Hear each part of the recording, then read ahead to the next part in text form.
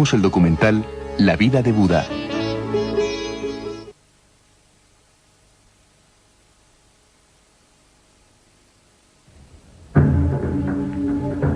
Más de 2500 años han pasado desde que el Buda Sakyamuni alcanzara el gran nirvana y desapareciera de la vista del mundo. Hoy, la mitad del planeta muestra la influencia de su pensamiento. Buda dijo que cualquiera de nosotros podía llegar a ser Buda. Él decía a sus discípulos: oh discípulos, no aceptéis las cosas porque las ha dicho Buda. Ved las cosas, analizadlas, ponedlas en práctica y entonces aceptadlas.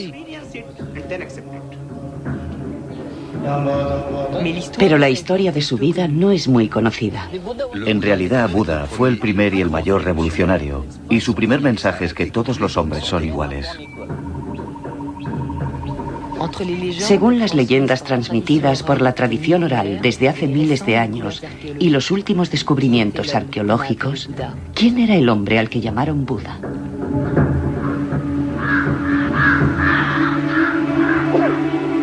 La vida de Buda.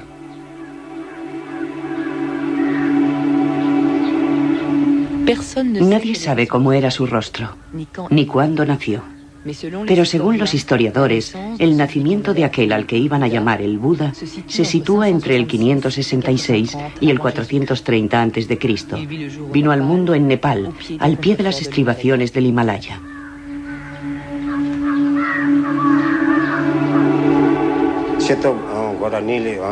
Diez meses antes de que naciera su hijo, la reina Maya Devi tuvo un extraño sueño. Un elefante blanco con 6 colmillos y la cabeza adornada de rojo entró en su seno y se quedó en él como si se incrustase en una piedra preciosa. El rey Suddhodan convocó de inmediato a los adivinos. Estos predijeron que este sueño anunciaba el nacimiento de un maestro extraordinario.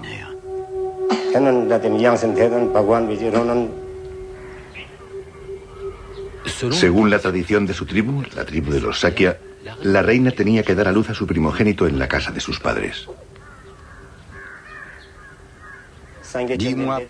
10 meses más tarde era verano.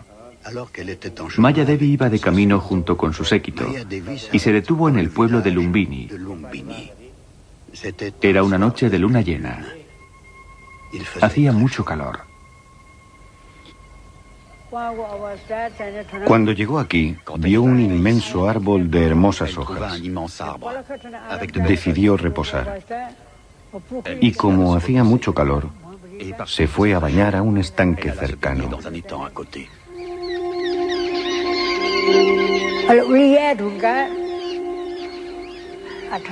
Después de lavarse, salió tranquilamente del agua. No había ningún refugio, ninguna casa. Estaba en la jungla. Entonces Maya Devi sintió un dolor agudo. Eran los primeros dolores del parto.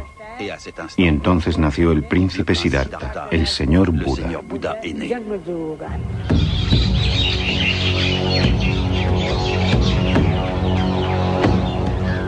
Conocemos Lumbini, el lugar en el que nació Buda, gracias al emperador Ashoka, el primer soberano budista del subcontinente indio que vivió en el siglo III a.C.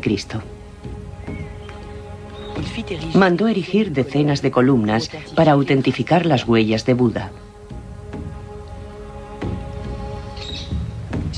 En esta columna de Lumbini se encuentran los restos más antiguos de la escritura monumental de esta zona.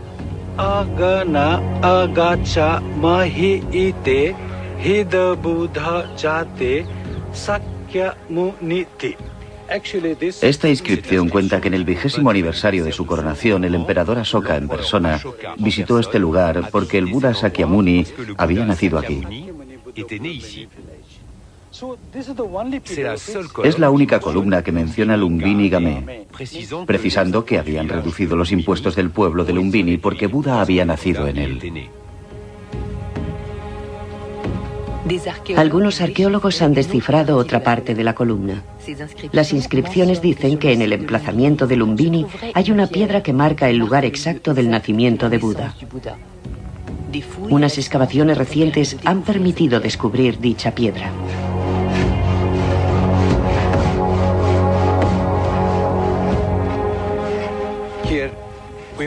En el transcurso de nuestras excavaciones descubrimos una piedra. Y dicha piedra precisa el lugar exacto en donde nació Buda. La piedra está colocada encima de una plataforma de 7 capas de ladrillos. Y lo más interesante es que un peregrino chino vio esta piedra en el siglo III después de Cristo. Él dijo que una piedra indicaba el lugar exacto del nacimiento de Buda. Por aquel entonces la gente ya hacía ofrendas de flores y dulces en este lugar.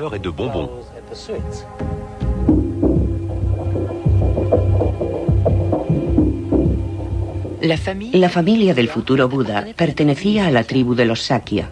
En el valle de Katmandú, en el Nepal, todavía podemos encontrar una tribu budista que se llama los Sakya. Desde hace miles de años, la tradición oral ha transmitido la historia de Siddhartha de generación en generación. Hablan de su vida, pero hablan sobre todo del mito. Describen su vida como un camino predestinado, un camino difícil, pero lleno de prodigios y milagros.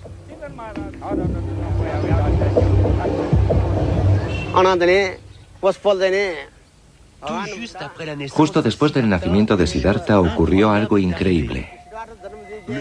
El recién nacido empezó a andar. Dio 7 pasos. Y cada vez que ponía el pie en el suelo, aparecía una flor de loto. Anduvo de flor en flor. Las flores aparecían espontáneamente. 7 flores de loto.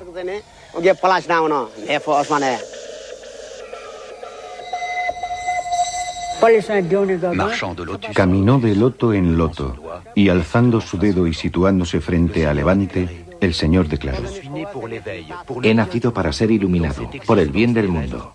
En la existencia terrestre, esta será mi última vida.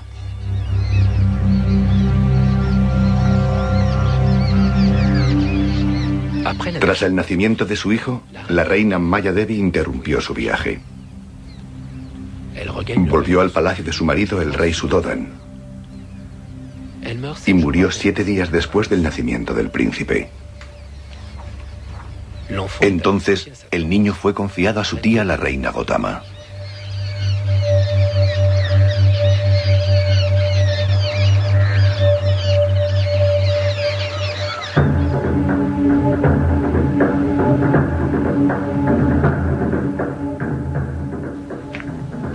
En tiempos del futuro Buda, el subcontinente indio era un campo de batalla. 16 grandes reinos en expansión se disputaban el control de numerosas tribus. El reino del padre de Siddhartha se llamaba Kapilavastu.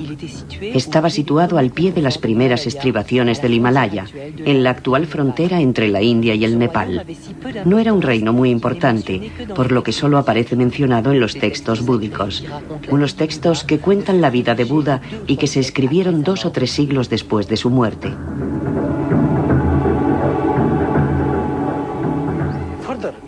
Los textos posteriores citan 10 grandes ciudades en el reino de Kapilavastu. Conocemos sus límites gracias a la literatura búdica. El país tenía 300 kilómetros de diámetro. Algunos eruditos dicen que los Sakya estaban constituidos por 86.000 familias. Y todo indicaba que la capital se encontraba a orillas del río Bhagirathi. Este río se utilizaba como medio de transporte, para el riego, agua potable y para la caza.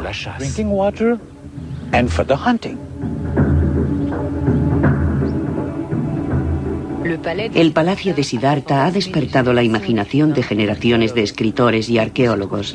Pero ¿dónde se encontraba exactamente?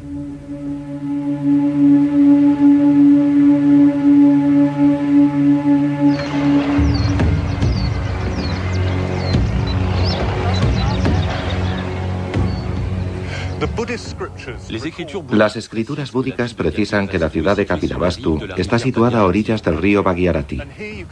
Y aquí, como pueden comprobar, las ruinas de Tilaurakot se sitúan a orillas de dicho río. Siguiendo la línea del horizonte se puede ver que los árboles dibujan los límites de las murallas de la ciudad.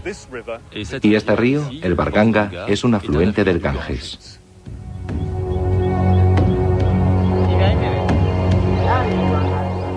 En el siglo V después de Cristo, un peregrino chino, Wen Zheng, buscaba las huellas de la vida de Buda y encontró en Tilaurakot las ruinas de una ciudad fortificada, a la que identificó como la ciudad mítica de Kapilavastu. Detalló con precisión su situación geográfica, a 27 kilómetros de Lumbini, el lugar en el que nació Siddhartha. Las excavaciones arqueológicas bajo la égida de la UNESCO han permitido situar este lugar en el primer milenio antes de nuestra era. El arqueólogo Robin Cunningham ha dirigido recientemente dichas excavaciones.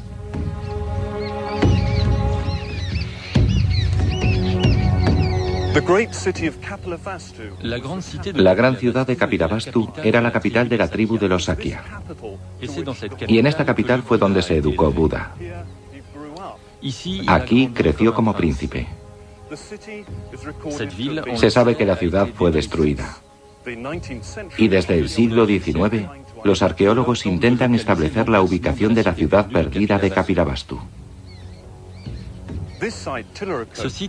Tilaurakot es la tesis más probable, sencillamente porque su topografía es muy similar a la que describieron los peregrinos chinos.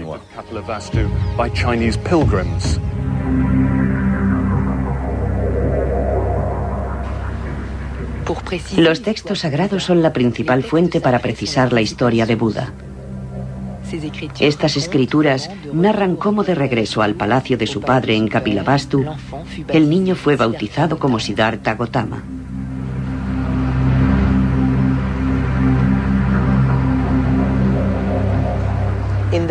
En la tradición india, cuando se bautiza a un niño se realiza una ceremonia. Como este niño tenía un horóscopo magnífico, le dieron el nombre de Siddhartha, que significa aquel que se realiza en la verdad.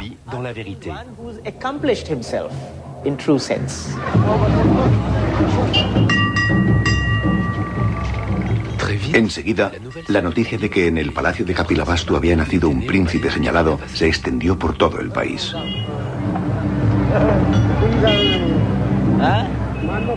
Como manda la tradición, un adivino acudió a rendir culto al niño.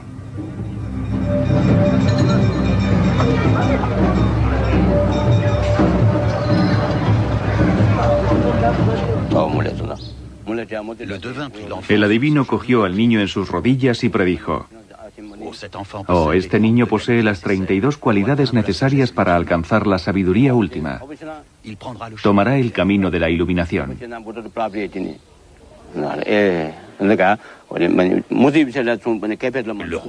Al rey le tranquilizó saber que su hijo tendría una larga vida, pero pensó: «Es mi único hijo. Si decide dedicarse a la religión y abandona el palacio, ¿quién me sucederá?». Así que el rey se quedó triste y pensativo. El adivino predijo que si el príncipe elegía la vía religiosa, liberaría al mundo del sufrimiento. Pero añadió también que si nunca salía del palacio, Siddhartha sería el más grande de los reyes. Enseguida, el rey desamparado tomó las medidas oportunas.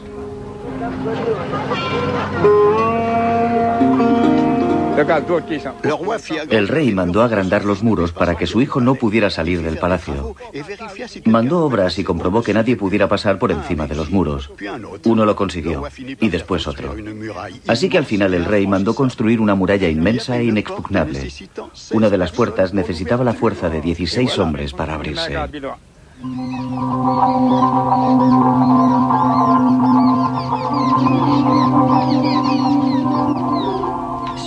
En Tilaurakot, los arqueólogos han descubierto enterradas las ruinas de una gran muralla. Se trata de la única ciudad antigua fortificada de toda la zona.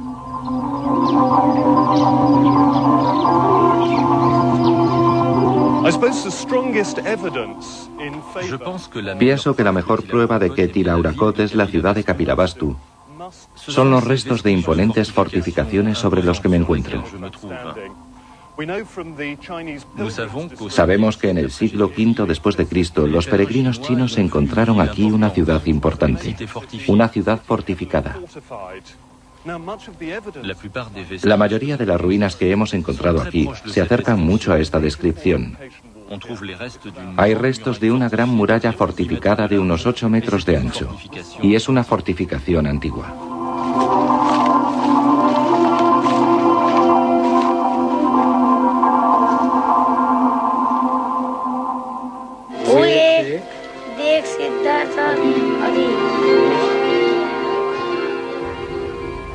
Cuenta la tradición que como consecuencia de las predicciones del adivino, el rey Suddhodan decidió proteger a su hijo Siddhartha de todas las desgracias del mundo, de modo que Siddhartha debió pasar una infancia despreocupada en un palacio maravilloso. Supongo que el palacio de Siddhartha era inmenso, muy hermoso, que había muchos elefantes y caballos.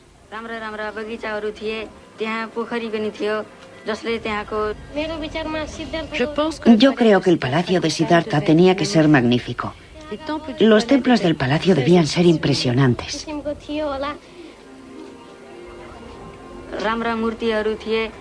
El lugar estaba decorado con monumentos y estatuas de mármol.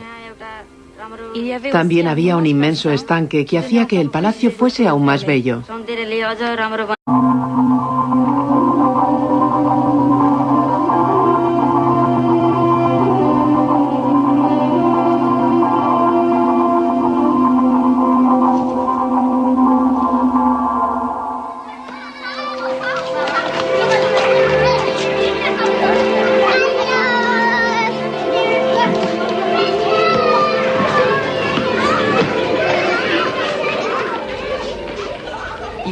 La existencia de la escritura en esta zona del mundo en aquella época no está probada. Sin embargo, muchos relatos cuentan que el joven Siddhartha sabía leer y escribir.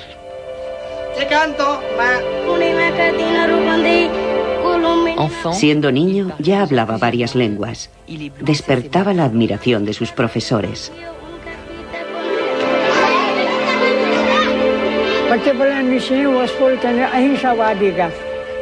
Desde su más tierna infancia, el señor era muy vivo e inteligente. Era un niño tranquilo que rechazaba los enfrentamientos y las peleas. Era todo amor, amabilidad y compasión, unas cualidades que mostró desde muy temprano. Creía en la tolerancia.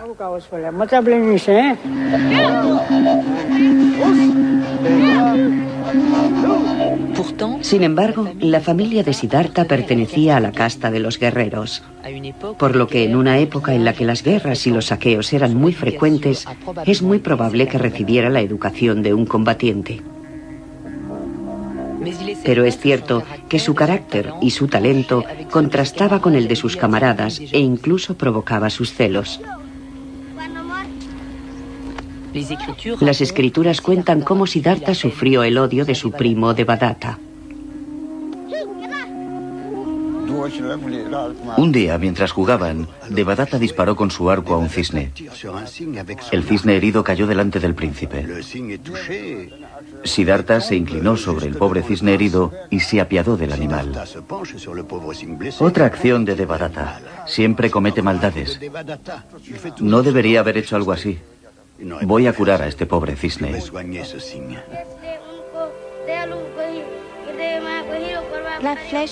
La flecha hizo caer al cisne. Siddhartha se precipitó sobre él. Cogió cuidadosamente al animal en sus rodillas y, moviendo sus plumas, le quitó la flecha. El cisne se alejó lentamente. Devadatta llegó corriendo para recoger su presa. Cuando vio que Siddhartha la había dejado partir, se enfadó mucho y empezó a gritar que era su presa. Él le había alcanzado con su flecha, así que le pertenecía. El cisne que has herido ya no existe. Lo he curado, le he dado una nueva vida. Ahora es un ser diferente, no es el que tú heriste, de modo que no tienes ningún derecho sobre él, respondió Siddhartha. Como ninguno de los dos quería ceder, fueron a pedir justicia al rey. El rey dio la razón a Siddhartha y culpó a Devadatta.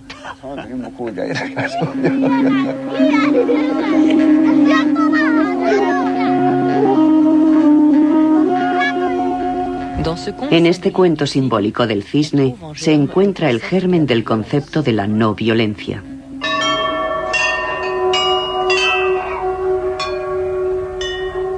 Pero esta parábola inocente esconde con toda probabilidad una realidad más cruel.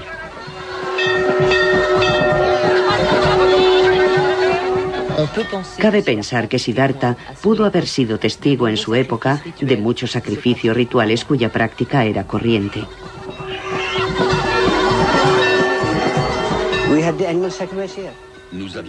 En muchos de nuestros templos se realizaban sacrificios rituales. En los templos de la diosa Parvati, por ejemplo, se sacrificaban animales y muchos religiosos e historiadores han afirmado que en Nepal también se sacrificaban humanos.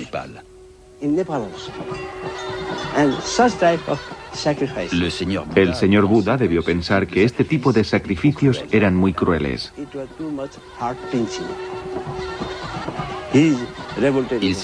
Se rebeló en contra y por eso predicó la no violencia, rechazando cualquier sacrificio de seres vivos.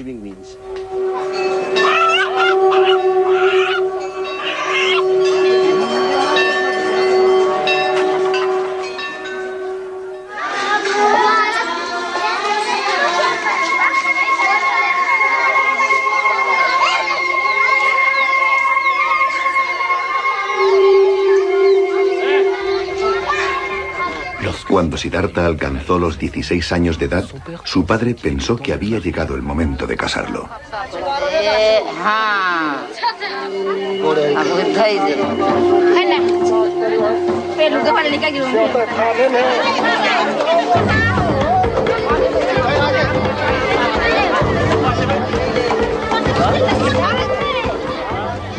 Entonces el rey Suddhodan envió a sus hombres y convocó a todas las jóvenes del reino y de los reinos vecinos para ser presentadas al príncipe. Prometió un regalo a cada una de ellas.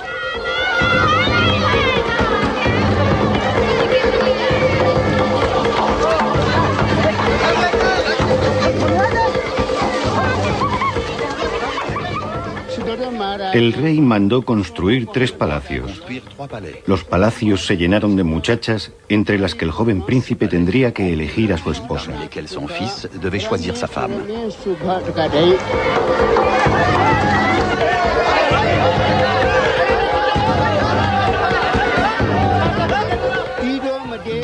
En cada palacio había 4000 jóvenes. Siddhartha dio un regalo a cada una, pero ninguna de ellas consiguió conquistarle.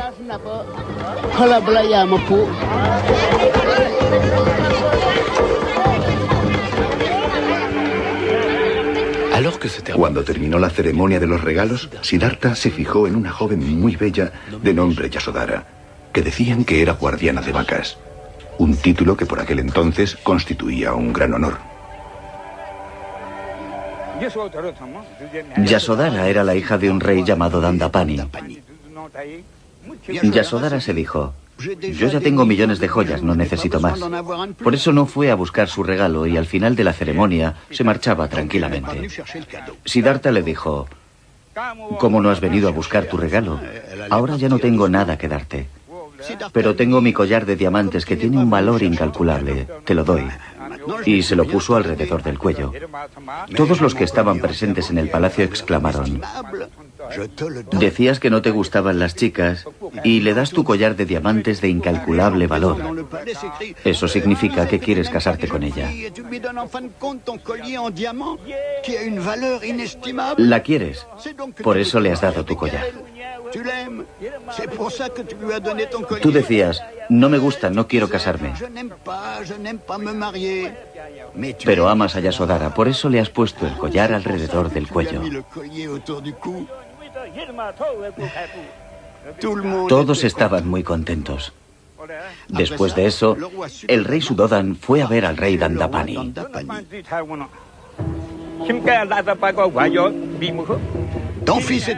Tu hijo es un inútil. No te doy a mi hija. Mi hija es sabia. Es una de las jóvenes más inteligentes del mundo. No como tu hijo, que se dedica a la meditación y no hace nada. Que hace regalos a los demás. No es como tú, que haces la guerra y te enriqueces a costa de los otros. Tu hijo no sabe ni montar a caballo, ni tirar con el arco. No sabe hacer nada. Para demostrar sus habilidades a su futuro suegro, Siddhartha pidió a su padre que organizase un torneo.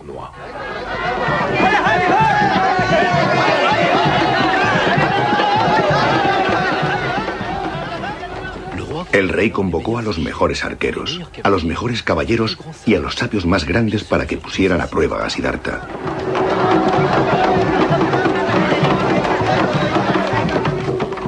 Entonces Siddhartha les lanzó un desafío. Yo me coloco en medio de vosotros cuatro, que sois los mejores arqueros. Vosotros os colocáis cada uno en una esquina. Disparadme cada uno 15.000 flechas. Los 4 arqueros empezaron a lanzar flechas desde las 4 esquinas. Ninguna de las 60.000 flechas consiguió alcanzarle. Ni un rasguño. Ya no nos quedan flechas. Nadie ha conseguido darle. Ninguno de los 4 mejores arqueros consiguió alcanzarle. Hubo muchas más pruebas, pero Siddhartha superó todas con facilidad. ¡Oh, qué sorpresa!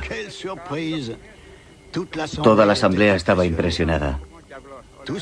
Ha ganado todas las pruebas. Entonces el rey Dandapani fue hacia Siddhartha y le dijo: mi príncipe, perdóname, te he maltratado. Me inclino ante ti porque has vencido a todos. Te concedo a mi hija.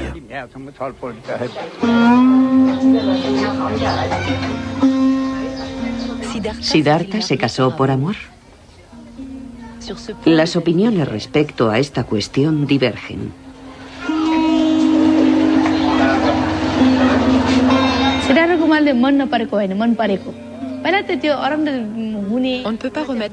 No podemos cuestionarnos el amor que sentía Siddhartha por su futura esposa.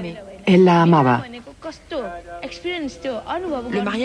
El matrimonio es una experiencia. Se casó porque consideraba que dicha experiencia era necesaria y lo hizo por amor.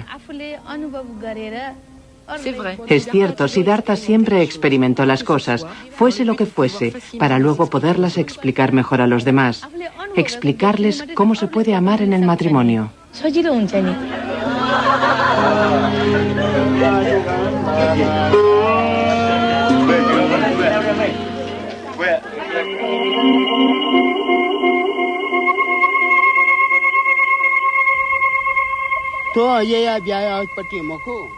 No fue un matrimonio por amor.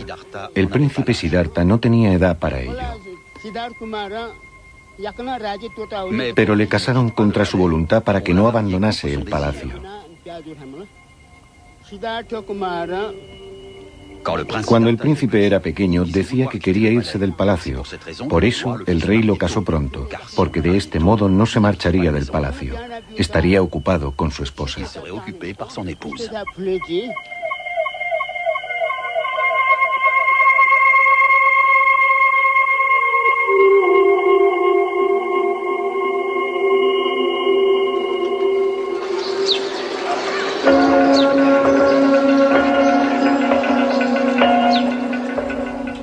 Así pasaron 13 años y Siddhartha cumplió los 29. Respetando las órdenes del rey, el príncipe nunca había salido del palacio. Vivía despreocupado, rodeado de placeres, pero esta existencia real no le satisfacía. Como se sentía prisionero, Siddhartha le pidió permiso a su padre para salir del recinto. Pese a las predicciones del adivino, el rey se lo concedió.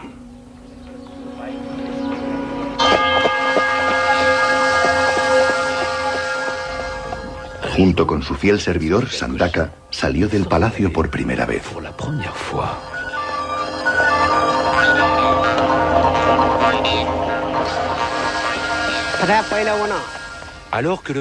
El príncipe emprendió el camino y de repente vio a un hombre enfermo, delgado, pálido, temblando, que murmuraba palabras de desesperación incoherentes. El príncipe vio que aquel hombre estaba entre la vida y la muerte. ¿Quién es este hombre?, preguntó el príncipe. Oh, es un hombre enfermo. La enfermedad ha acabado con sus fuerzas. Es un proceso normal. ¿A nosotros también nos puede afectar? No podemos afirmarlo con seguridad, pero él está enfermo y a nosotros también nos podría suceder. El príncipe, conmovido, le pidió que se marchasen.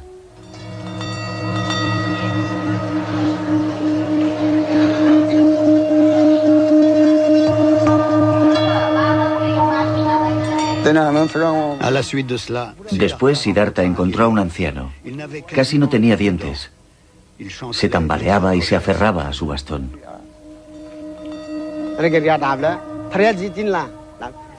¿Nos pasará a todos o es una desgracia que le ha tocado a él?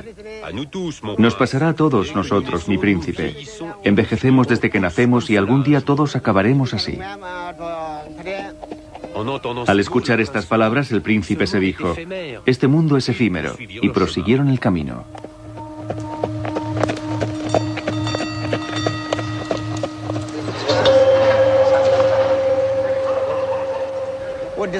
Más lejos, en el camino, vieron una procesión. Siddhartha se acercó para verla mejor. Llevaban a un hombre cubierto de flores amarillas. La gente que iba detrás lloraba. ¿Qué ha pasado? ¿Por qué lo llevan así?, preguntó el príncipe. Está muerto. Ha perdido los sentidos y las cualidades de la vida. Ahora lo llevan al funeral.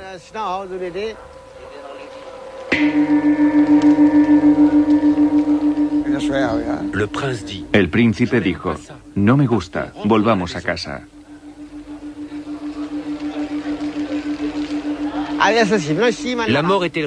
¿La muerte le estaba reservada a este hombre o todos estamos sujetos a esta fatalidad?, preguntó el príncipe. Todos moriremos, no hay otra alternativa. La destrucción es inevitable desde el nacimiento, seas quien seas.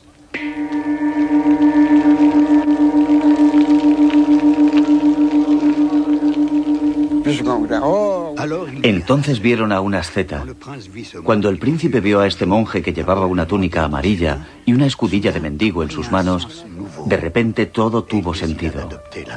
Decidió seguir la misma vida.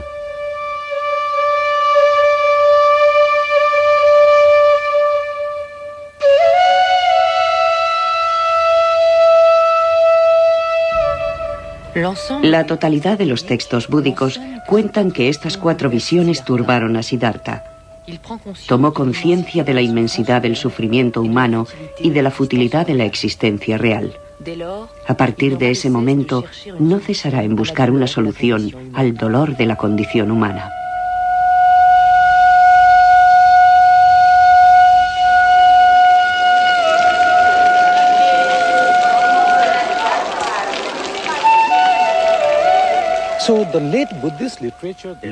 La literatura búdica tardía habla de estas 4 visiones. Yo no lo creo. No tiene sentido.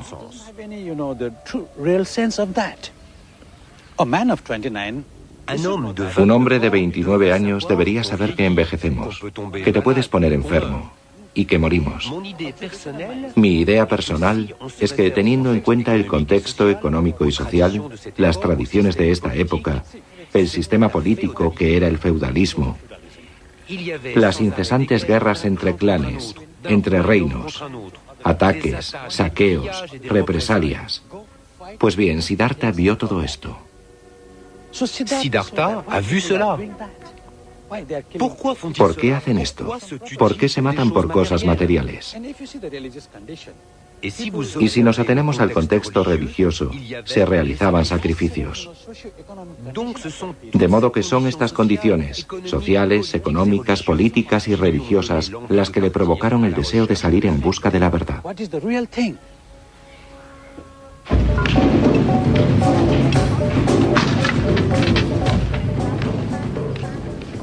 A Siddhartha no le gustaba la sociedad en la que vivía. También estaba en contra del sistema de castas. Un modelo de sociedad que se practica desde hace miles de años. Un sistema que hace que un sin casta, un paria, no pueda tener el mínimo contacto físico con un miembro de una casta superior. Se ve relegado a los trabajos más viles.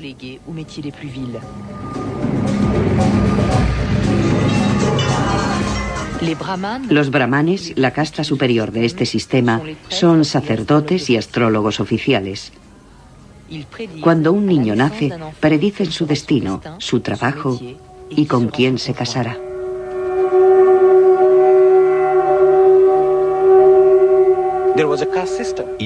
Había un sistema de castas. Una de ellas era la de los brahmanes. No hacían nada, pero tenían una vida maravillosa. Seguro que Siddhartha lo vio y se dijo: todas las lágrimas son saladas. La sangre siempre es roja. Entonces, ¿por qué unos son brahmanes y otros parias? Pensó que todos los hombres eran iguales.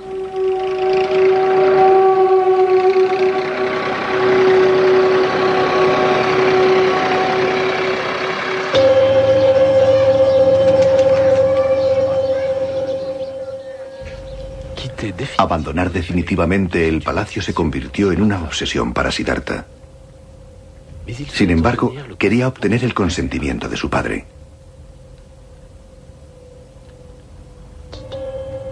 Una noche, el príncipe decidió hablar con él.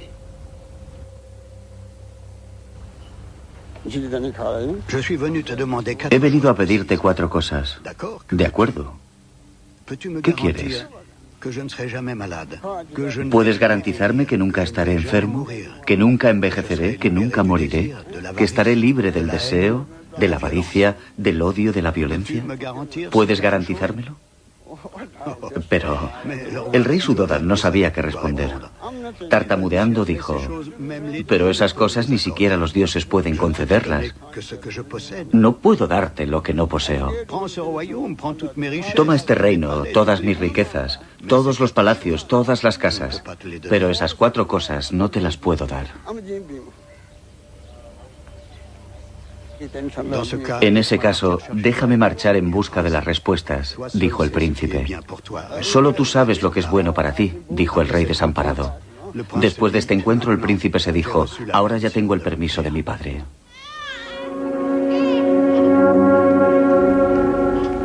Un acontecimiento precipitó su decisión.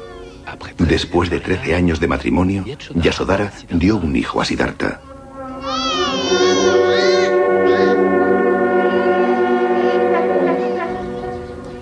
Nació durante un eclipse de luna. Curiosamente, le llamaron Rahul, nombre que significa traba o obstáculo. En el palacio hubo grandes celebraciones para festejar el nacimiento.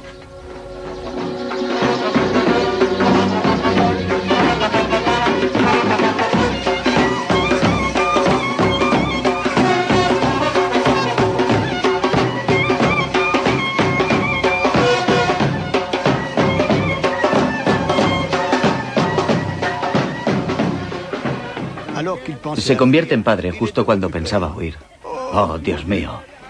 Como se llama Rahu, mi hijo tiene el poder de paralizar el sol y la luna. Mi hijo es un Rahu y ahora me retiene aquí. Su nombre era Rahu, por eso lo cambiaron a Rahul. No es bueno, Rahul no me dejará. Ahora no puedo seguir aquí.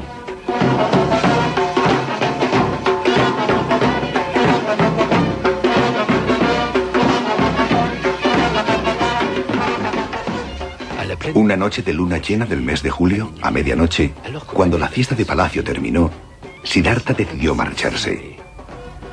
Yasodhara dormía al lado de su hijo. Siddhartha abrió la puerta de la habitación para ver por última vez a su hijo Rahul. Se marchó con su fiel servidor Sandaka y con su caballo Kantak. Al alba llegaron al río que estaba en la frontera del reino de Kapilavastu. Allí se despidió de ellos.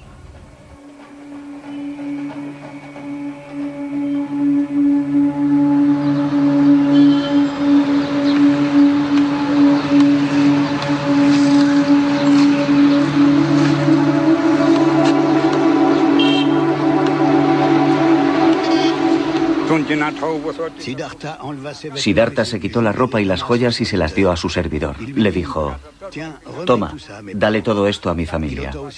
También se quitó sus espadas y dijo: esto también se lo darás. Ni muerto volveré al palacio sin haber aprendido las enseñanzas ni sin haber encontrado la iluminación. Diles que estoy aquí. Díselo a mi familia y a todo el mundo.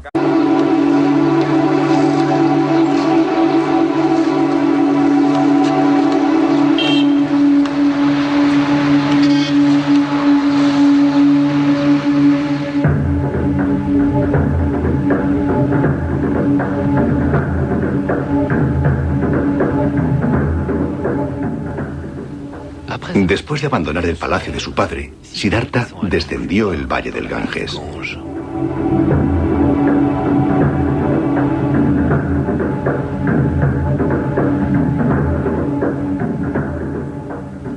Iba en busca de las respuestas al sufrimiento universal.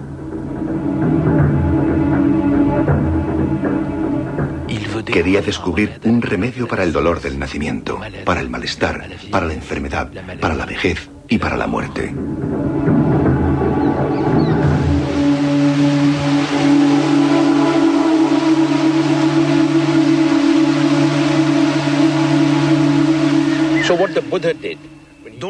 Así que Buda decidió renunciar a su familia y buscar su camino. En la India es una noble y antigua tradición. Siguió la vía que toman muchos de los que buscan la iluminación espiritual y mística. Renunció a su familia y emprendió el camino. Porque solo en el camino se puede encontrar a alguien con quien compartir experiencias. Si uno se queda en su pueblo, no aprenderá gran cosa. Claro que hay muchas vías. Cada cual elige la suya propia. Algunos siguen su camino escondiendo la cabeza en la arena. Otros quedándose de pie sobre una sola pierna. Otros clavándose cuchillos. Algunos hacen ejercicios de respiración. Otros cantan. Hay tantas vías como personas.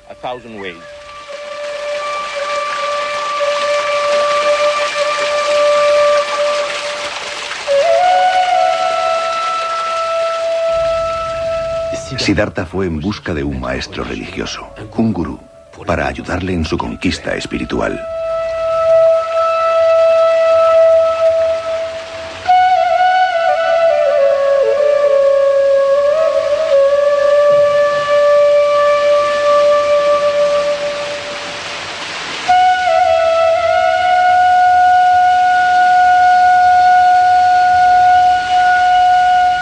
What guru does? He prepares the background. ¿Qué hace el gurú? Prepara tu espíritu para aceptar la verdad como tal y como es. Ese es el trabajo del gurú. El gurú no impone nada. La gente no lo comprende. No lo ha comprendido. Lo que hace el gurú es abrir tu corazón a lo divino, a la verdad. Cuando lo consigue, su trabajo ha terminado. Así que todo ocurre entre tú, la verdad y lo divino. Tú y no otro.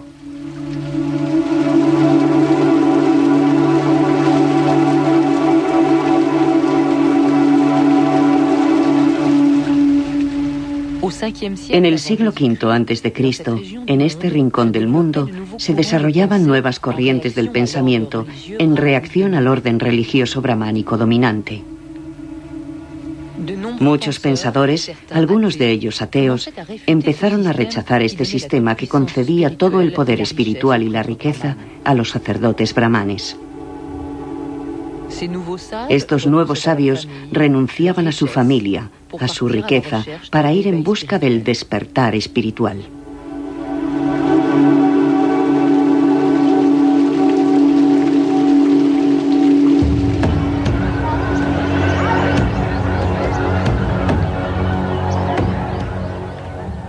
Después de dejar a su primer maestro, Siddhartha se dirigió más hacia el sur, a la ciudad fortificada de Rajir, la capital del poderoso reino de Magadha. Los textos búdicos cuentan que su rey, Bimbisara, era bueno y justo, muy sensible con las nuevas corrientes de pensamiento. Ofrecía protección a todos los sabios que pasaban por su reino.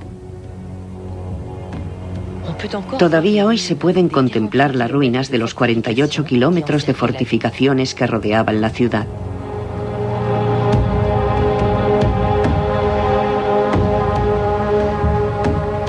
A Siddhartha le gustaba meditar en el pico del buitre.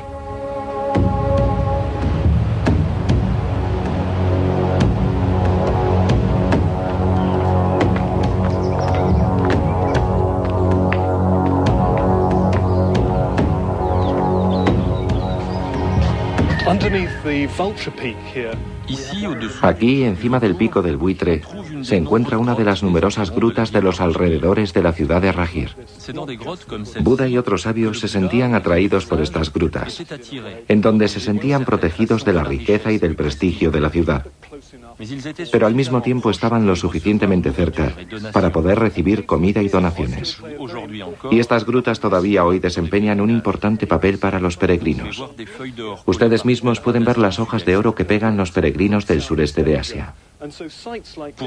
Para ellos estos lugares son muy importantes, porque piensan que Buda vivió aquí realmente.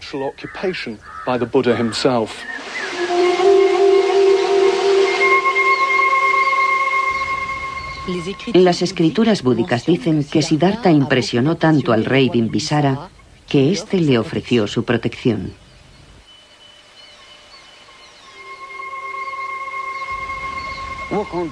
Por aquel entonces, Siddhartha erraba como una asceta por el reino del rey Bimbisara. Buda era un hombre muy bello. Las gentes del lugar se preguntaban, ¿es un hombre o un dios? ¿De dónde viene? El rey Bimbisara oyó hablar de él y convocó a Siddhartha al palacio.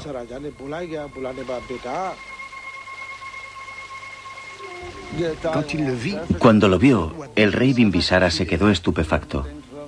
Nadie diría que necesita ganarse la vida mendigando. Era tan noble que pensó, solo tengo una hija. Sería maravilloso si pudiera convencer a este hombre para que se casase con ella.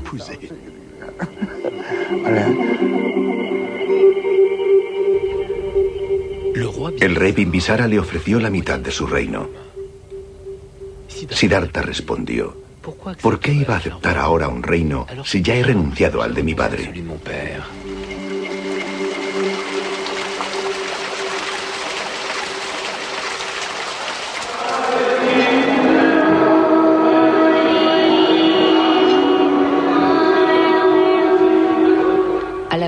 Por aquel entonces, en Rajir, se encontraba un famoso maestro, Mahavira Jina, que significa gran jefe conquistador.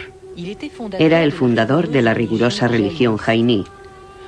Mahavira consideraba que hacer el mal nos envenenaba. Él profesaba la no violencia absoluta, incluso hacia los animales. Hasta llegó a recomendar a sus discípulos que se colocasen mascarillas para no tragar insectos.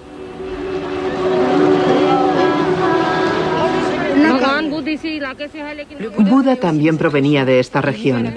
Vivieron en la misma época, pero existe una diferencia en sus teorías. La enseñanza de Buda no es fuerte, mientras que la enseñanza del maestro Mahavira, el jainismo, es fuerte. Nosotros aplicamos estrictamente los principios de Mahavira, como la no violencia, la verdad, el celibato. Y para poder seguir sus principios caminamos y mendigamos nuestra comida para sobrevivir.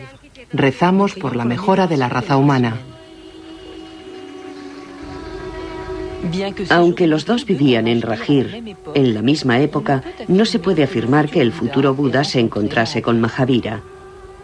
Aunque algunos historiadores jainís piensan que Mahavira influyó en el joven Siddhartha durante su periodo ascético.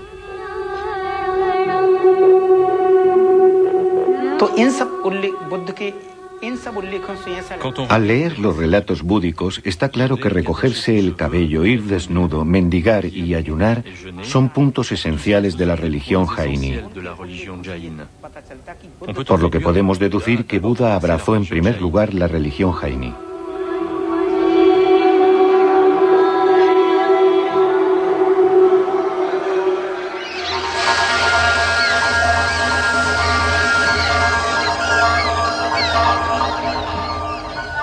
Sea como fuere, las escrituras precisan que en total estudió con 6 maestros espirituales diferentes. Ninguna de sus doctrinas respondía a las cuestiones que él se planteaba.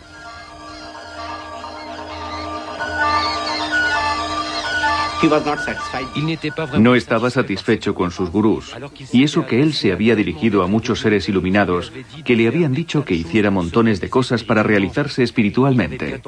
Él intentó hacerlo, pero no lo consiguió. Así que abandonó todo esto y se quedó solo, abriendo su corazón y su espíritu para descubrir la verdad por sí mismo.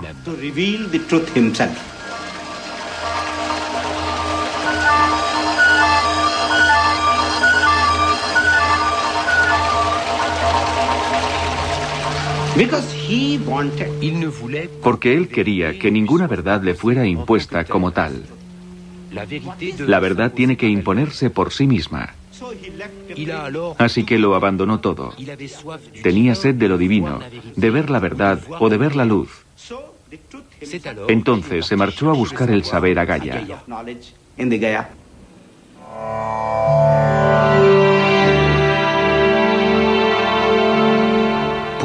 Prosiguiendo con su viaje en busca de la verdad, encontró a 5 compañeros.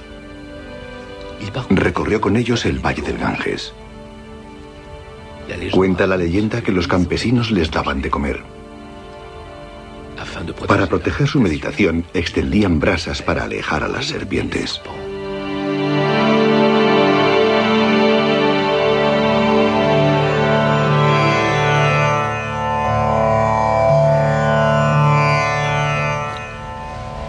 Llegaron a los alrededores de la ciudad de Gaya, un lugar de peregrinaje hindú dedicado al dios Vishnu, al que todo buen asceta debe visitar una vez en la vida.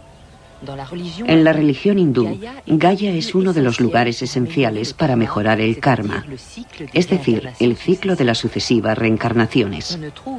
En la literatura búdica no se hace ninguna referencia a este peregrinaje, pero sería de extrañar que Siddhartha no lo hubiera efectuado.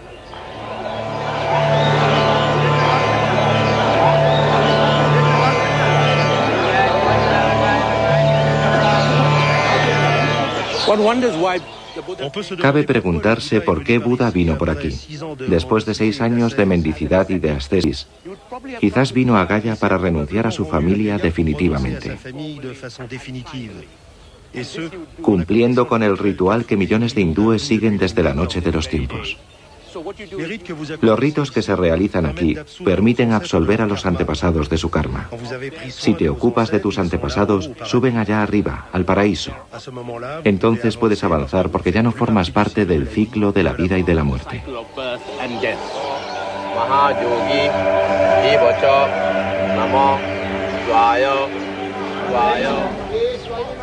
Muchos reprochaban a los brahmanes que justificasen el sufrimiento, prometiendo el paraíso en la próxima reencarnación. La gente del pueblo creía que si sufrían en sus vidas era porque Dios así lo había decidido.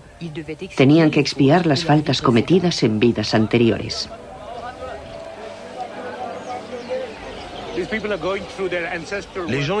Aquí las gentes veneran a sus antepasados. Santifican el karma residual de sus antepasados para que no renazcan bajo la forma de gatos, de perros o de pájaros.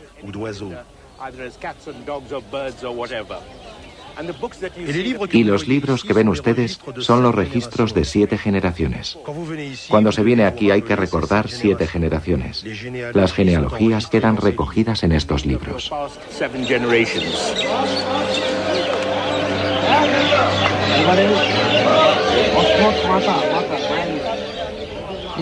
En la época de Siddhartha, los brahmanes ya controlaban el peregrinaje.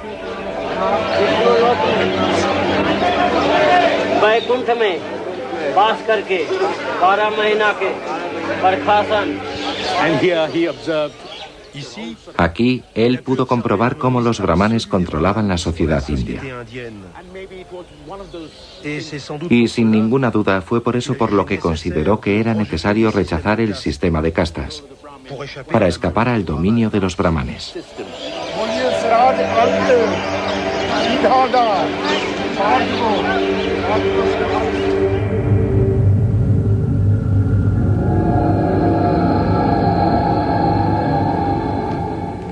Las escrituras búdicas precisan que fue en esta época cuando abandonó todas las religiones tradicionales. En vez de buscar la salvación a través de Dios, decidió buscar su propia vía por sí mismo, en sí mismo. Inició un periodo intenso de meditación y mortificación.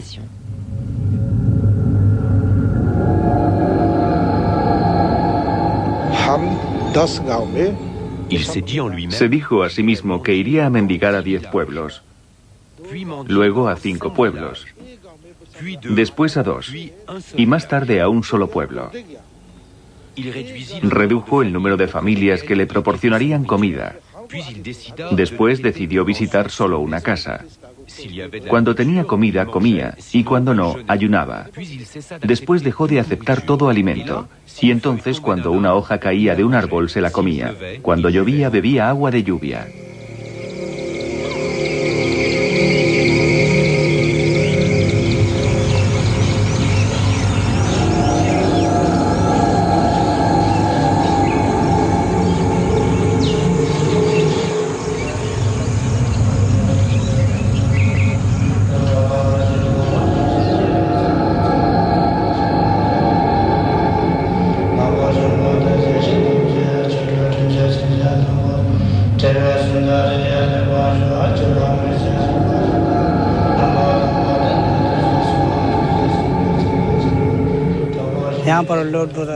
En esta gruta, Siddhartha meditó durante mucho tiempo sin beber ni comer o casi.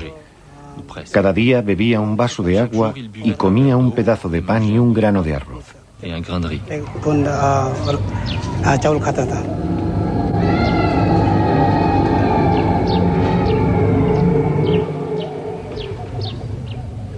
En esta gruta cerca de Gaya, los años de austeridades y de intenso ayuno le llevaron al borde de la muerte.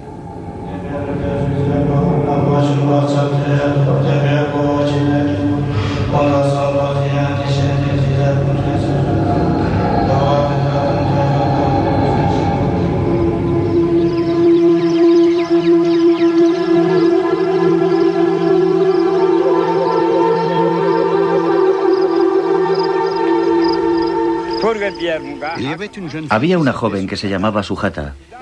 Poseía un toro y miles de vacas a las que tenía que ordeñar todos los días. Las llevaba a la pradera a pastar. Sujata procedía de una familia muy rica. Su futura boda planteaba muchos problemas a su familia. Llegó ante Siddhartha y viéndole esquelético, juntó las dos manos y se puso a rezar. Mi señor, te pido perdón. Sin comer vas a morir. Estás tan delgado. Es necesario comer. Ella le pidió que rezase para que pudiera encontrar un hombre bello y casarse con él. Si lo encontraba pronto, le traería un pastel de arroz en un plato de oro.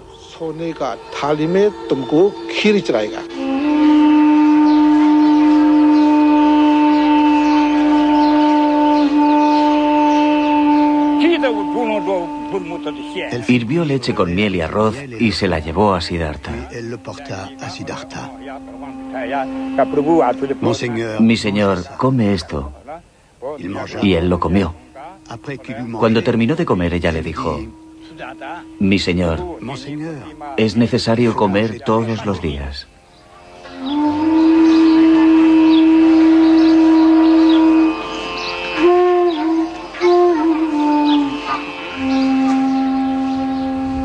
Después de comer, se dio cuenta de que el ayuno y el sufrimiento no eran los mejores medios para obtener la salvación, y dejó las privaciones.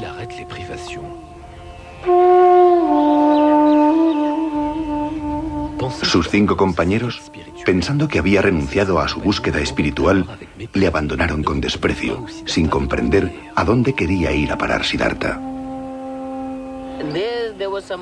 Un grupo de campesinos pasaba por allí tocando sus instrumentos musicales. El que mandaba dijo a sus amigos que no apretasen mucho la cuerda del instrumento.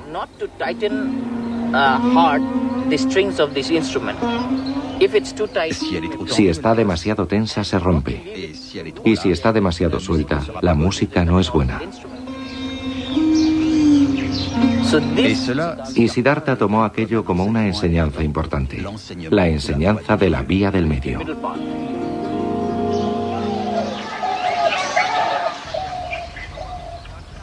Esta parábola ilustra cómo Siddhartha decidió elegir la vía del medio, el punto medio entre los placeres reales que había conocido y las privaciones.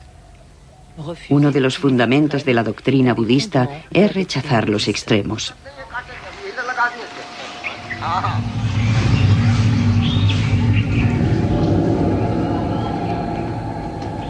El camino de Siddhartha le llevó a 5 kilómetros de Gaya. Allí se sentó bajo un árbol durante semanas para meditar. Utilizó la técnica de meditación que consiste en concentrarse únicamente en la respiración.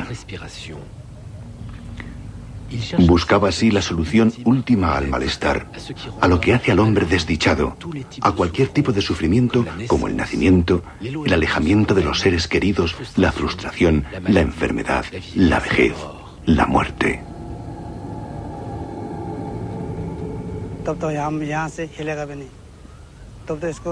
Y los demonios hicieron cuanto pudieron para interrumpir su meditación.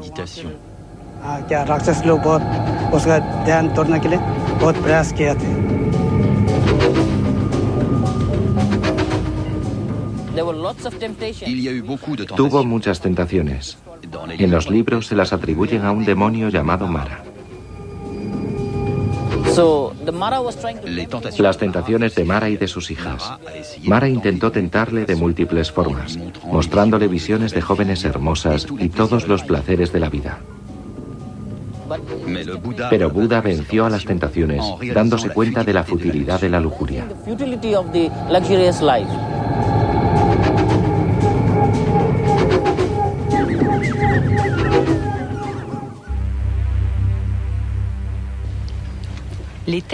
Los textos sagrados cuentan que después de 40 días, durante la primera vigilia abandonó su cuerpo.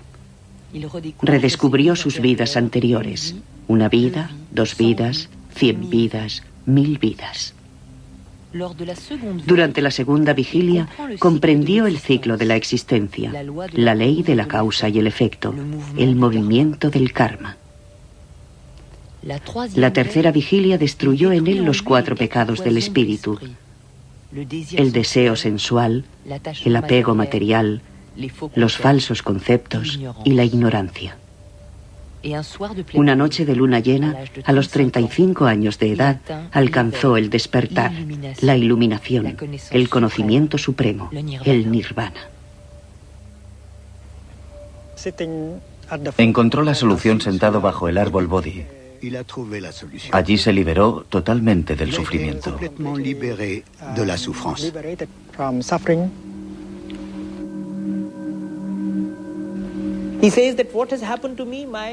Dijo, lo que me ha ocurrido es que mi espíritu está ahora libre de toda clase de impresión. Ahora es libre, ha alcanzado la pureza. Se ha liberado de las impurezas que nos obligan a renacer de vida en vida.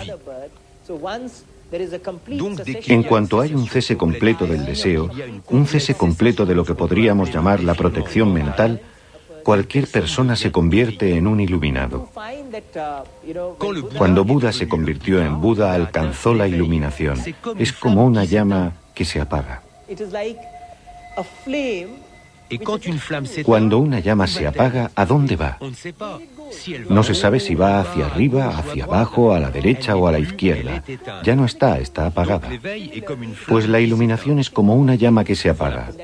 Por eso le llamamos nirvana. Vana en pali significa deseo. Es como la extinción del deseo, como el cese completo del deseo, completo. ¿A dónde va la llama? Nadie lo sabe.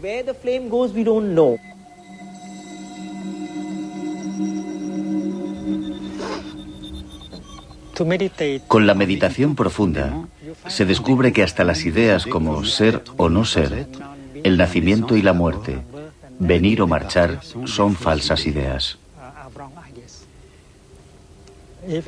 Si somos capaces de deshacernos de nuestras percepciones erróneas, entonces nos liberaremos de los males y de los sufrimientos que siempre provienen de estas falsas percepciones. Por eso, conceptos como nacer, morir, venir, partir, ser o no ser, deberían borrarse por medio de la práctica profunda de la meditación. Y cuando se consiguen eliminar estas nociones, entonces se es libre y ya no se tiene miedo. Y no tener miedo es la base de la verdadera felicidad.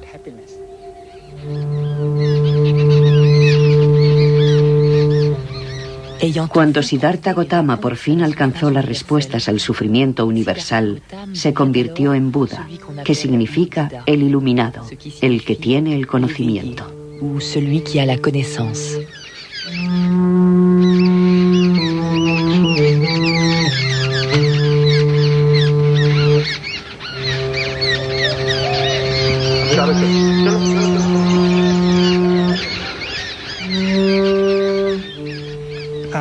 Tras la iluminación, Buda pasó varios días al pie del árbol Bodhi para apreciar su felicidad, su iluminación, aunque estaba en contacto con los niños y las gentes del pueblo.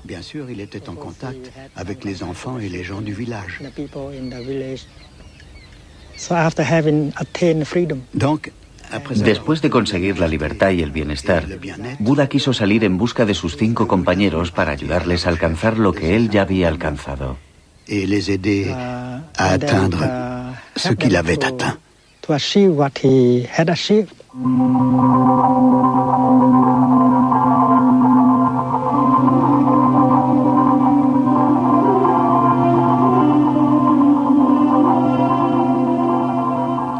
Tras la iluminación, Buda decidió compartir lo que había descubierto.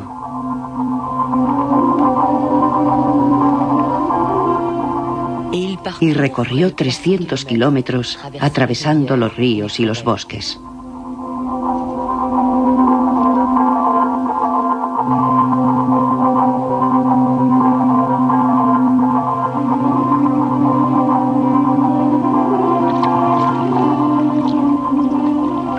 Llegó a la ciudad sagrada de Kashi, que hoy se llama Benares o Varanasi.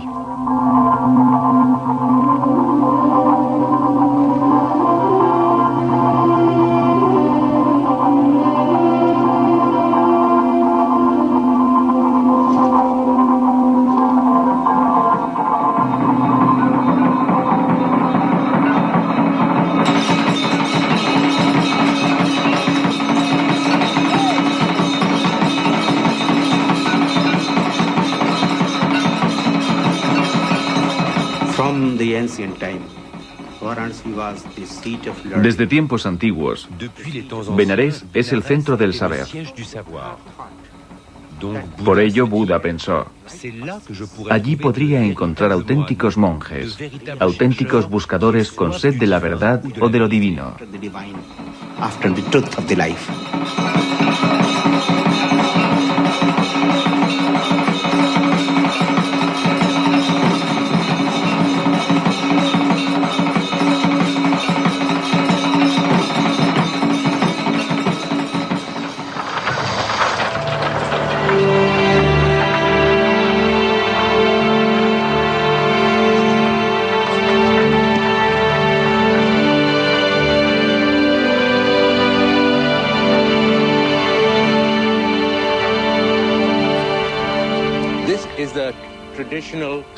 Esta es una ruta tradicional que los peregrinos hindúes toman cuando vienen a Benares.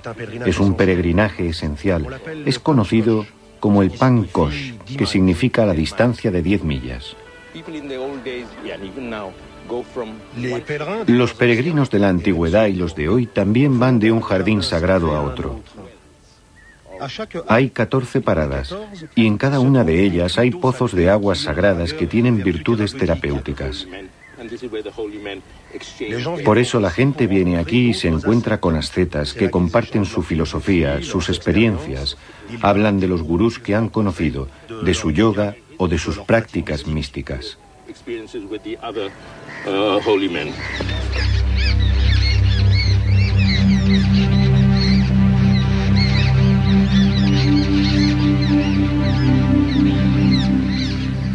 Buda tomó el camino de los peregrinos en busca de sus compañeros. Se dirigió al Parque de las Gacelas de Sarnath, a unos kilómetros de Benares.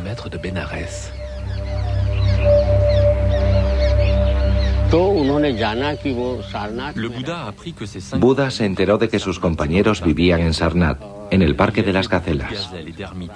Allí había muchas gacelas y ermitas. Sarnath es el nombre moderno.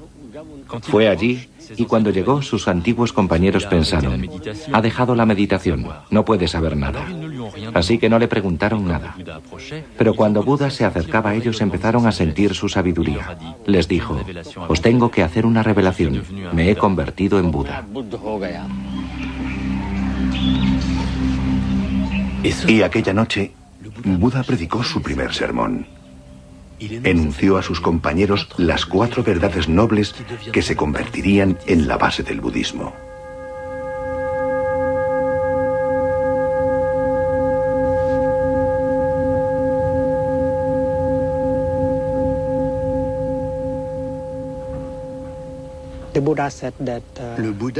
Buda dijo que el malestar, el sufrimiento existen. Y no hay que ser budista para aceptar este hecho, porque la gente sufre en todo el mundo. Reconocer que el sufrimiento existe es muy importante. A veces la gente sufre, pero pretende no sufrir. Entonces no tiene ninguna posibilidad de curarse. Cuando tenemos una enfermedad, primero hay que saber lo que se tiene para tener la esperanza de la curación. Por ello hay que aceptar que el sufrimiento existe en nuestras casas, en nuestras familias, en la iglesia, en la sociedad. Esa es la primera etapa.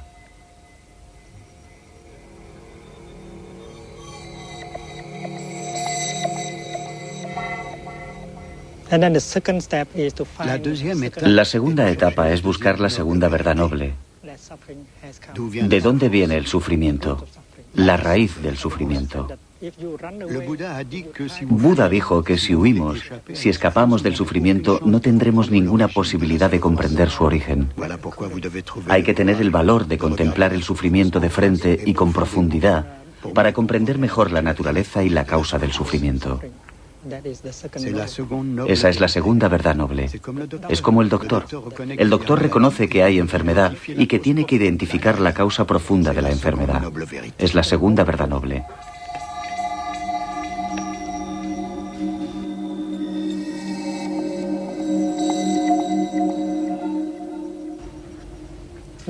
El doctor dice: esta enfermedad puede curarse. Es la confirmación de que el sufrimiento puede detenerse, transformarse. Es la tercera verdad.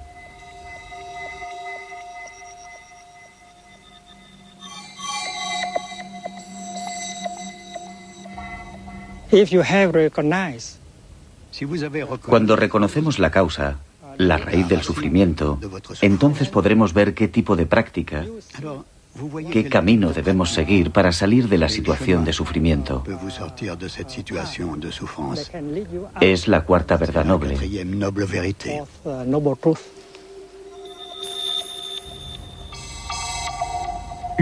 Buda propone seguir un camino que lleve al nirvana, compuesto por reglas sencillas y pragmáticas.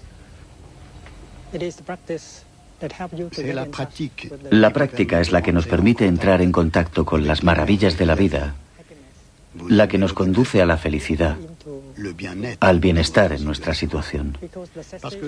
Porque el cese del sufrimiento significa el principio de la manifestación de felicidad. Tras el sermón de Sarnath, sus 5 compañeros quedaron maravillados y le pidieron a Buda que les aceptase como discípulos. Así es como surgió la primera comunidad monástica budista, la Sangha.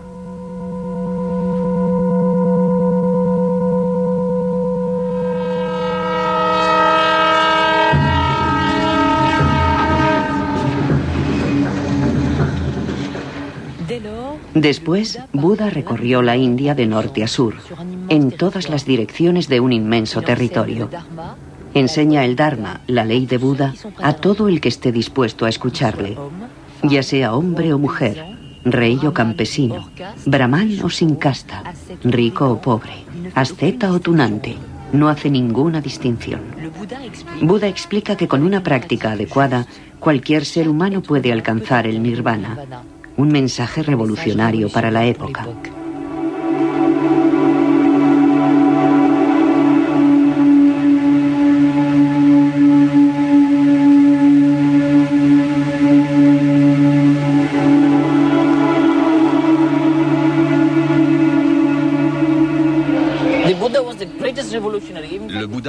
De hecho, Buda fue el primer revolucionario, y el primer mensaje de su iluminación es que todos los hombres nacen iguales.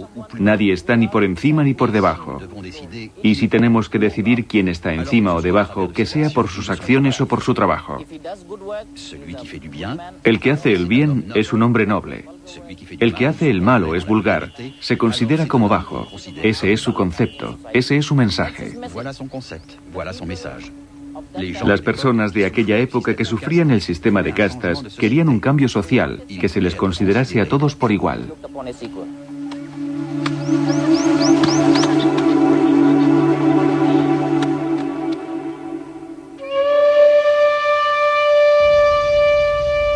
Buda también enseñó conceptos tan complejos como la no permanencia, la vacuidad, el no ser, bajo forma de preceptos y de pequeños cuentos que todos pudiesen comprender.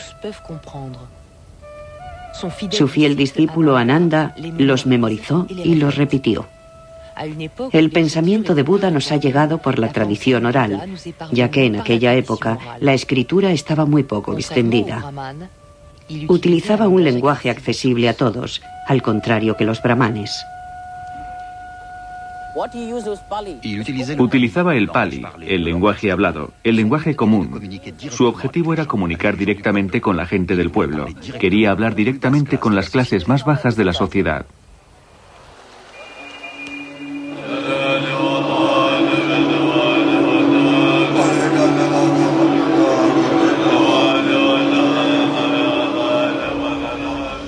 La comunidad de los monjes mendicantes, la Sangha, se desarrolló.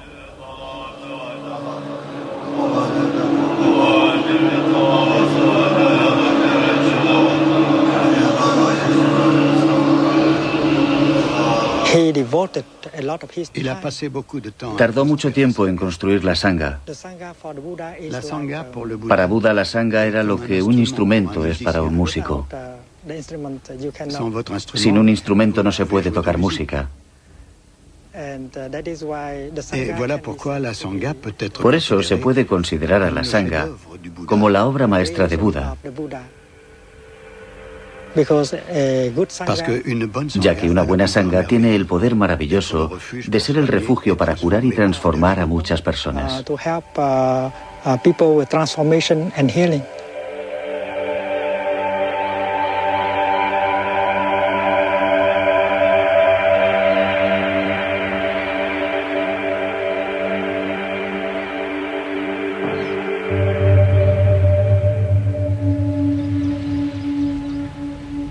Buda enseñó su doctrina, la ley del Dharma, durante más de 40 años.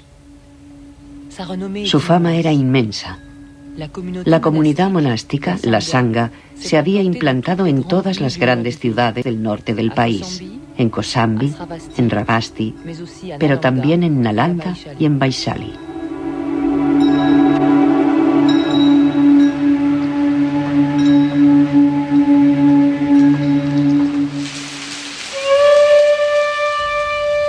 A los 80 años, durante la retirada de la estación de las lluvias, en la ciudad de Vaishali, Buda cayó enfermo. Entonces enunció su última enseñanza para comprender el budismo, el sermón sobre el nirvana. Explicó a sus discípulos cómo comprender la muerte.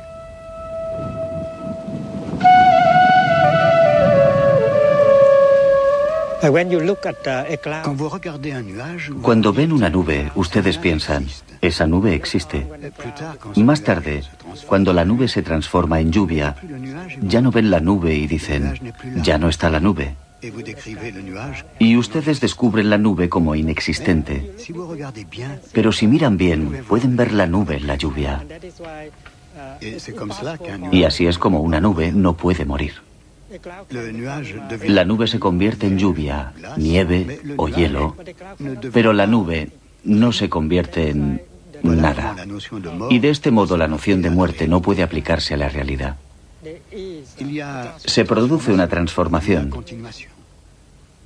Hay una continuación. No pueden decir que haya muerte, porque en su espíritu la muerte significa que de repente, a partir de algo, ustedes se convierten en nada. De repente, de alguien, ustedes se convierten en nadie. Y por eso la noción de muerte no se aplica a la realidad, ya sea en el caso de una nube o de una persona.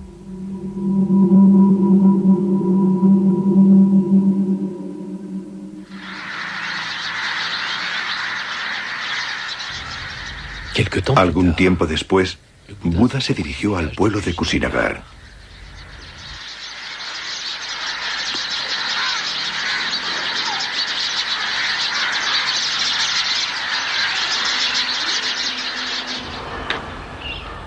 Aquella noche, Buda sufrió violentos dolores de tripa.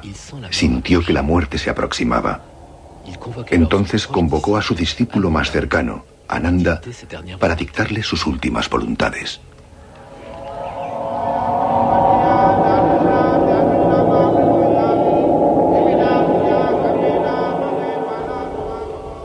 Ananda le preguntó: «Oh Señor, ¿qué deberemos venerar?» «Yo nací en Lumbini», respondió Buda. «Es uno de los lugares a donde iréis. Fui iluminado en Bodhigaya. Enuncié la ley del Dharma en Sarnath. Y aquí, en Kusinagar, voy a alcanzar el Nirvana. He aquí 4 lugares a los que podéis ir».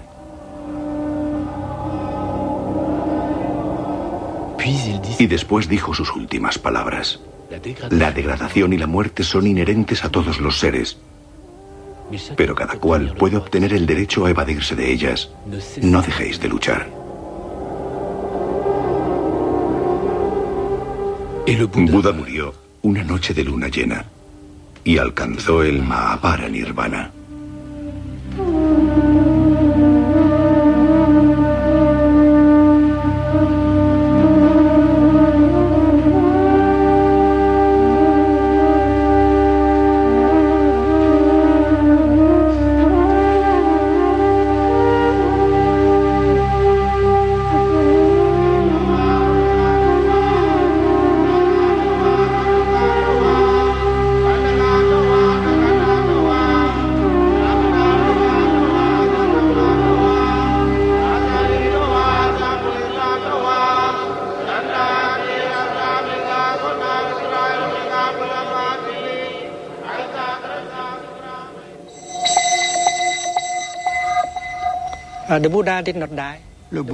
Buda no está muerto.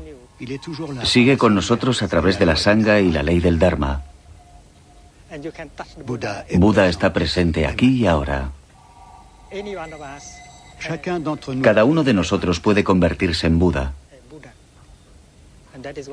Es lo que dijo Buda, ya seas hombre o mujer, negro o blanco, marrón o rojo, todos podemos alcanzar la iluminación.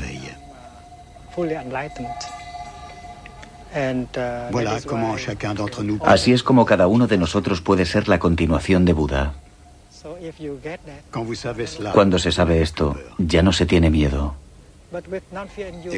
Y cuando ya no se tiene miedo, cuando se alcanza esa sabiduría, te haces sobrenatural. Ya no eres un mortal.